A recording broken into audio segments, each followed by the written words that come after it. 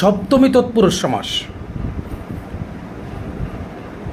সপ্তমীতে আমরা জানি সপ্তমী বিভক্তিকে এ ওতে, এই তৎপুরুষ সমাসে এ ওতের ব্যবহার থাকবে। যেমন জলে মগ্ন, এর ব্যবহার আছে জলমগ্ন।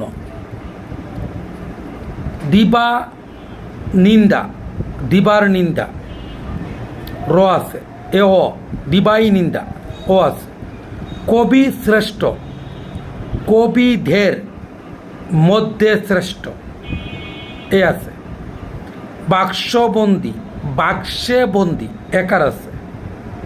বস্তা পচা, বস্তাই পচা, বস্তা হয়ে গেছে বস্তাই, ওর ব্যবহার আছে।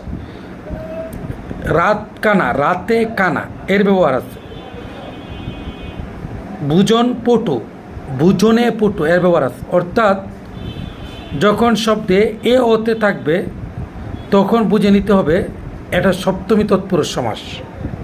আশা করি সকলে বুঝতে পেরেছে।